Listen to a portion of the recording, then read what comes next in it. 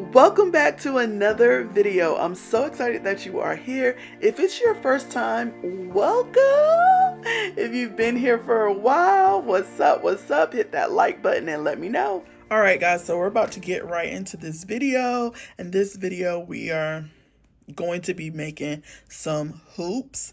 Right now I'm getting some colors together for some fall colors together so I can make the hoops from. This is actually some scraps from last fall's collection, so I'm gonna kind of rework the colors. I want to do more browns and taupes and warm colors. I don't think I'm gonna have any orange in this year's. Not sure yet. We'll kind of see what the color mixes do, but I'm definitely going to be using a bunch of scraps and then putting in some fresh clay to create some new colors. So let's see how this goes.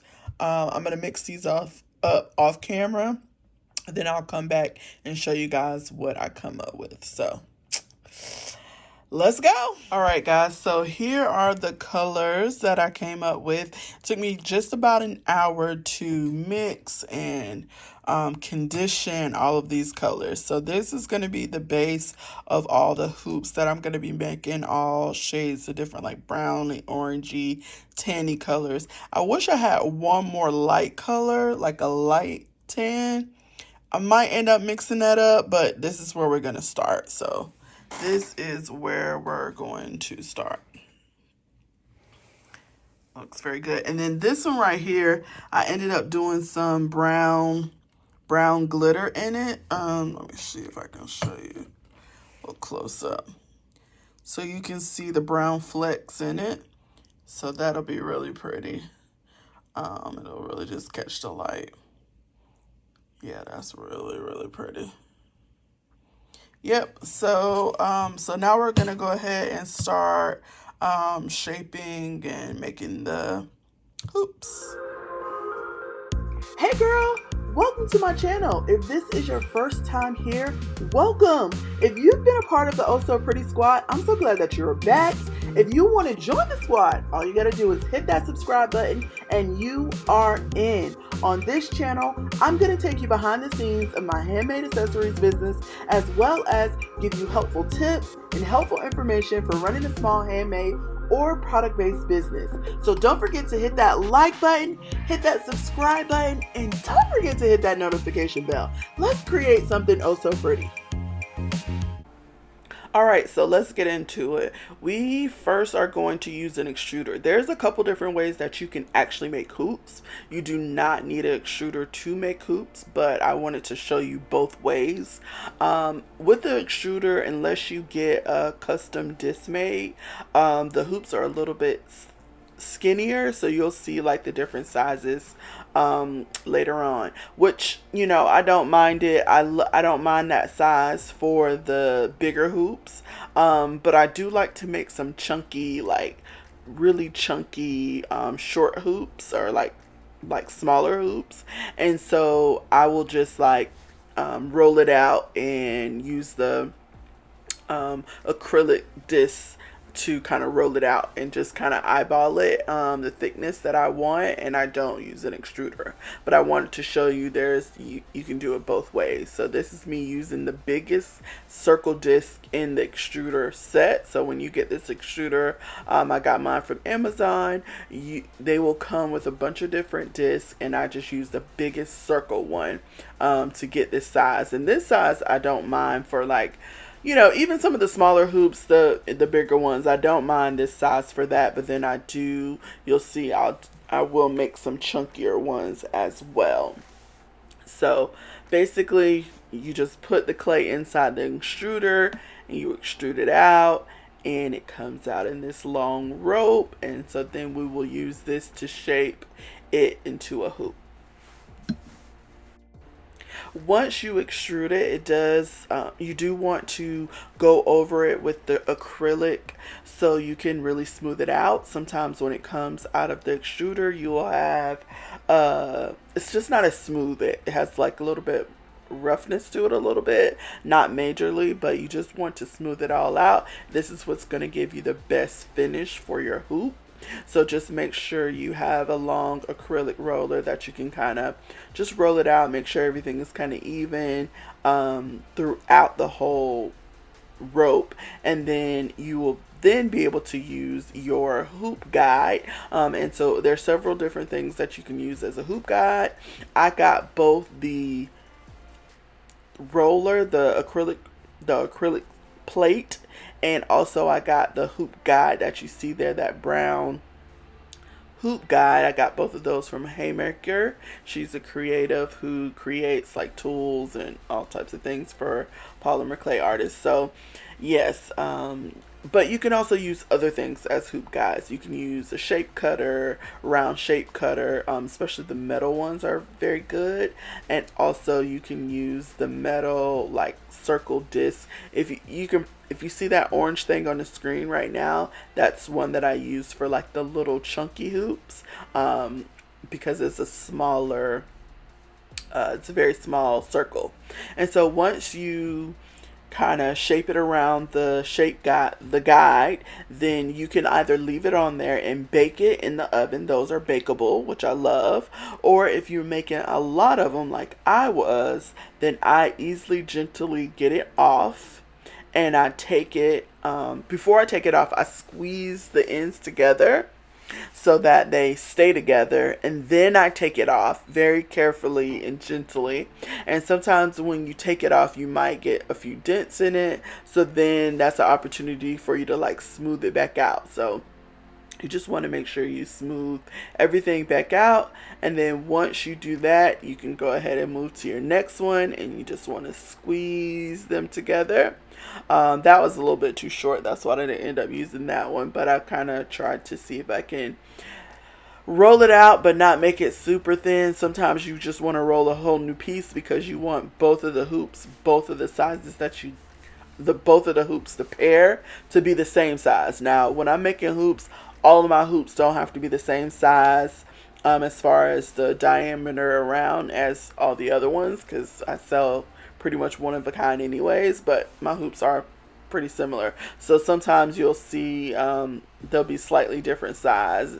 I don't care if they're slightly different size as a whole, like all the ones that I have, but the pair needs to match, be pretty close. So that's why once I roll out a whole roll or whole rope, I make sure I take that rope, I cut it in a half, I use one half for one side, and then I use another half for another pair of the hoops. So if that makes sense, hopefully that's not too confusing. So yeah, that's what you kind of need to do there.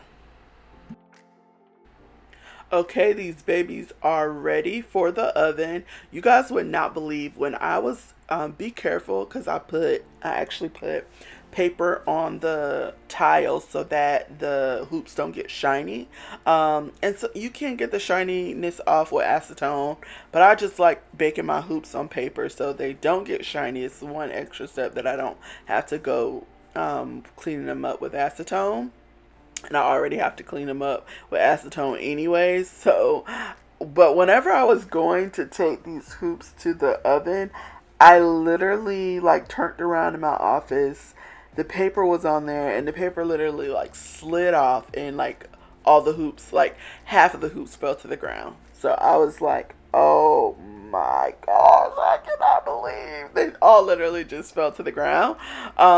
Thankfully they had been sitting there for a while, so they kind of had, they weren't solidified in their shape, but they were, solid enough that they did not like fall apart or get too many dents.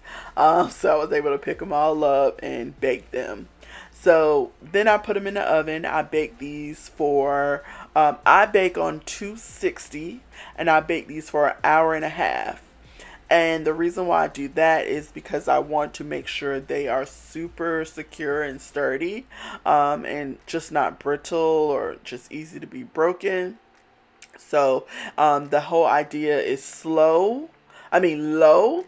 Wow, slow. Low and slow. I bake them low and slow. So at 260 for about an hour and a half, to make sure they're really good. Once I take them out the oven, as you can see, what I'm doing here is I am cutting them pretty much right away because they're still warm and they're much easier to cut when they're warm. I think later on I'll show you what it looks like when it's cold to cut. You can still cut them when they're cold. It's just a lot harder to cut. And so I've cut them both ways. It's totally up to you. But generally I cut them right out of the oven. I just cut them and they're very soft. At that point they're not firmed up because they're still holding a lot of heat. Until they cool down is when they start to get hard. So I cut them. I cut the first pair, then I put the other pair on top just to line it up and just make sure they're both the same. And then I just move on to the next ones. I put all of the extra pieces in a cup because you can do a couple different things with the scraps. They're already baked, so it is hard. So a lot of times people will get a food processor just for their clay things. So you can probably get an inexpensive inexpensive food processor, and you can chop it up and you can make terrazzo pieces. Terrazzo, yes, almost. I was like, did I say it right? Yeah, you can make like put it in your clay to rebake it. You can also put it in resin. So I'm thinking about using all of these browns, and I have some from some hoops that I made before, the copper hoops I made a while back. I think I might experiment and make some type of like trays with them. I don't know, but there's a ton of different ways you can reuse those scraps. Don't just throw them away. I wouldn't. I would see, how you can use them later on in a different way. Once I'm done cutting them all, then I'm going to go to the finishing process, and or the start of the finishing process, and I'm going to use some acetone. I'm also using a little sanding block. That purple sanding block is generally used for nails, but I order a big pack of that on Amazon. That's also in my Amazon shop. And then I also have some regular, I think that's 600 grit, 800 grit. I can't remember. I just really go in and get these really cleaned up. Once you cut them, sometimes they have like a sharp, they're just sharp, right? Because they have like a fresh cut. So you want to just make sure you clean them up with the sandpaper and your acetone. The acetone just will take any lumps or bumps out of them. Also, like sometimes if you get like a little bubble while you're baking, you can really get that out with the acetone and a Q-tip. And so now I'm just cleaning off my surface with my little vacuum. What did I get? I think I call her Appletini. Because I put an apple sticker on her, and I said I was gonna print out like a little thing that says her name is Appletini. It's so funny. She's a little cleaner. And so now I'm doing now I'm gonna do the post. So with the post, the way I do the post is I use rice. Yes, I use rice to do my post. And what rice does, it helps the hoops sit down in there and kind of really stand up, so that I'm able to put the glue on and then put the post on. And so it just makes it so much easier. I know there's a couple different tools that you can buy to do this, but honestly I just use rice and it works well. You just want to make sure you kind of bury the hoop down in your rice, and so that it doesn't kind of really move around or have the opportunity to fall over. Then I just go in with the glue. I go through like the first section of the hoops first with the glue. That way the glue has a couple seconds to get a little tacky. And then once I go down the line with the glue, then I'll grab the posts. I use these really tiny posts. I think they're 2mm posts. I believe they're 2mm posts for the earrings. That way they're small enough they don't really hang off the sides or anything like that, especially with the skinnier hoops. They work perfect. It also allows what, because the first step is the glue. I would not suggest just gluing because the post will eventually come off. I just most likely it's gonna eventually fall off. So what you want to do is you can either embed. I've tried embedding with clay. I don't really like it. Honestly, I just don't believe that they're as sturdy as with the as with the glue and the resin that I do. I just don't believe it's as sturdy. So I use the glue and then I also use the UV resin. Now, the reason why I like to use the UV resin on this particular thing, which I typically don't use it for anything else but my posts, like reinforcing my posts, because I do use glue, but I want to reinforce them because I want them to be long lasting. So with that being said, I use a UV resin. And so also like using UV resin because I don't have to wait a really long time for them to cure, especially when I have God's great sunshine. So once I go through and I put all of the UV resin on there, I'll take a stick and I'll kind of just make sure everything is pretty evened out all around. It goes from edge to edge. And then I will take them outside and put them in the sun. It just makes it so easy. So obviously you can use a UV resin curing machine, heat lamp, all of those things. But I just love the sun, and nothing cures it as fast and I feel as good as, UV rays. So that's what I typically do. And then from there, they're just ready to go. After this, I didn't say it earlier, but once I'm done doing this step, I go back over them with some Renaissance wax, because sometimes you might have like a little residue from the acetone if you went too hard in the acetone.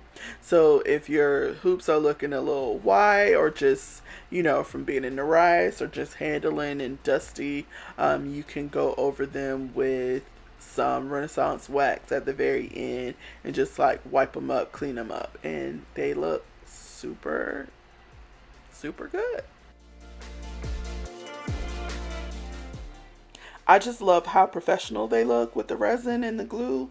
They just look super professional. Sometimes another thing that I do is I add glitter to the resin. Sometimes just to give it a little something something. And sometimes I do the bottoms as well with glitter, or just top them off with like a shiny point at the bottom. It really just depends on the collection if I do that or not, but I think they turned out fabulous. I love these colors. So yeah, I can't wait to see what you do. If you made it this far, you are really a part of the squad. Make sure you go ahead and subscribe if you haven't had the opportunity to do that yet. And then watch this next video. I actually made hoops here on my channel before, so check that out.